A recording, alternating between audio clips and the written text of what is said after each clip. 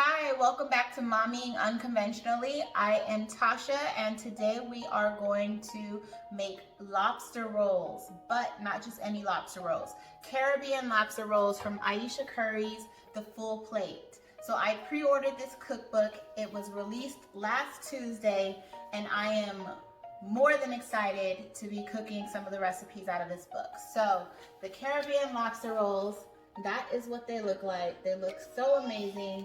As soon as I took a look at this picture, I was like, I have to make it. So I wanted to go ahead and do a video because this is actually a really quick recipe and it's really easy to do. And I think that y'all will love it. So what I'm gonna do is show you the substitutions that I made. So if you wanna know the exact ingredients, we're gonna go through them step by step, but of course you can find them in the cookbook. Instead of lobster, so it called for 12 ounces of lobster, which is 7 lobster tails. That was just way too expensive for my liking. I like lobster, but not to the point to where I'm gonna buy that much lobster for just my husband and myself. So what I did, a great substitute, is Argentine shrimp. So Argentine shrimp can be found at your local grocery store. It's fairly inexpensive. I got this for about $9.97 a pound. It looks just like lobster meat and it actually tastes like a cross between shrimp and lobster. So this is a great substitute. So I'm gonna go ahead and use that.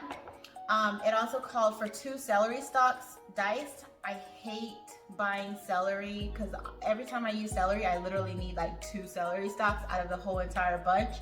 And then I hate cutting it because it's like tedious to clean, and cutting it into small pieces takes forever. So my grocery store is so amazing that it already has a chopped celery. So I'm gonna go ahead and use that.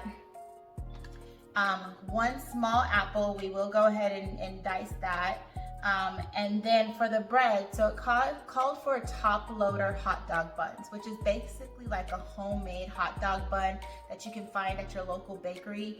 And then you cut right down the top of the bun, and then you load, your meat or whatever that you're making onto the top of the bun. In this case, my bakery was actually out of those. So I found this Sara Lee Artisano sausage buns or sausage rolls. And what I did is I took a look at where the split was already made into the roll, and then I cut off the sides to take off some of that crust. And then that way when I toast the bun, I'm gonna put butter on each side and toast them in a pan. I'll get a nice like grilled cheese type of crust on each side. And then I can just load my lobster meat or my shrimp meat on the top of the buns, of these buns, excuse me. Of course, mayo, and then some seasonings such as onion powder, garlic powder, salt, pepper.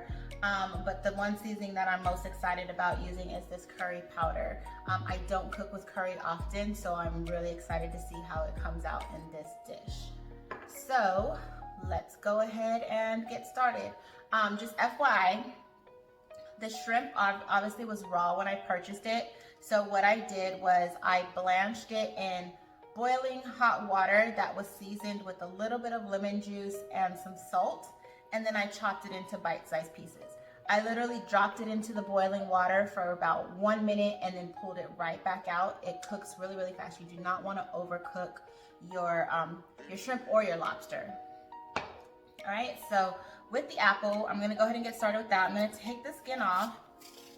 So let's go ahead and do that. So Ayesha Curry is actually one of my favorite influencers.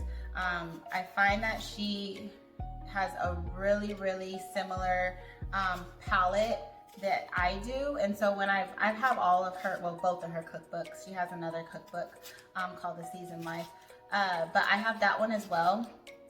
And I find that a lot of her recipes are very similar dishes to those types of recipes that I like to cook. She has a very similar style. The only difference is, she is Jamaican, so she has a lot of that Jamaican influence on a lot of her meals, which I'm not Jamaican and I don't really cook Jamaican food. And if I do, it's like copycat Jamaican or a shortcut to some type of Jamaican dish. But I actually really, really love of a lot of the recipes that she has. So I'm really excited about this cookbook.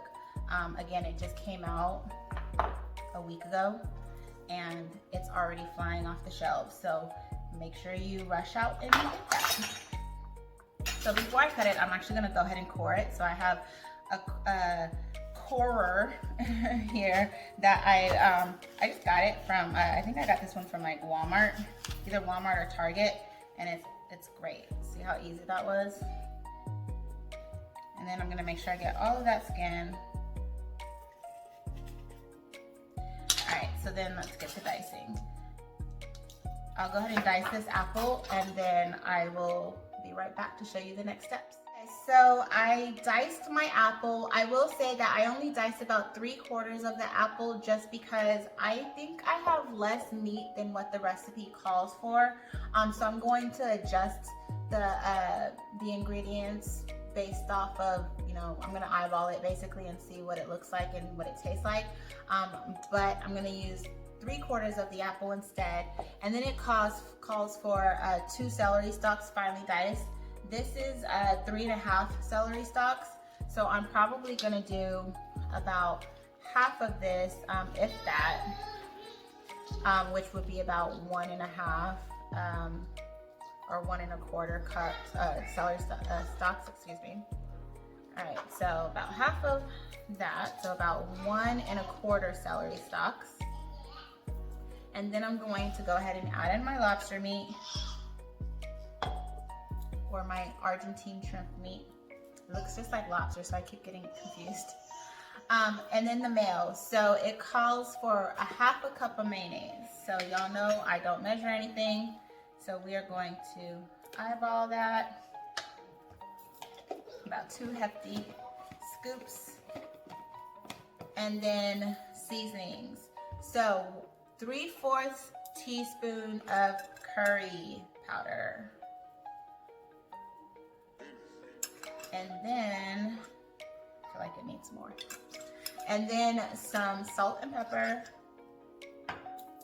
It calls for kosher salt, but I like sea salt, especially when we're cooking with seafood. I like to use sea salt. And then black pepper. And the recipe does say, you know, season to taste. It gives you measurements, but it tells you to taste it and see if that's enough. And then some garlic powder.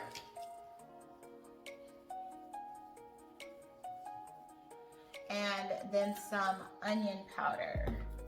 So I have a little bit of onion powder here.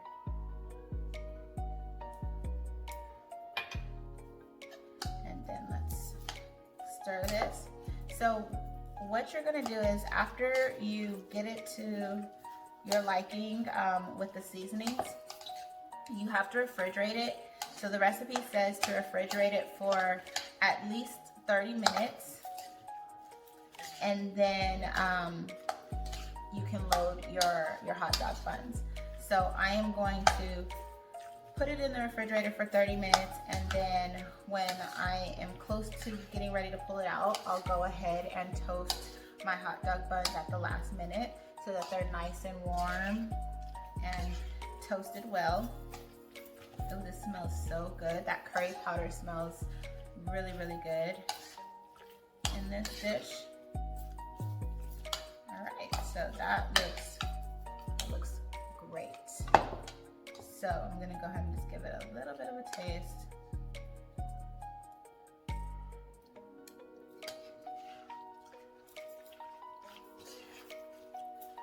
Oh my God, that's really good. So the green apple gives it like an unexpected sweetness that is insane.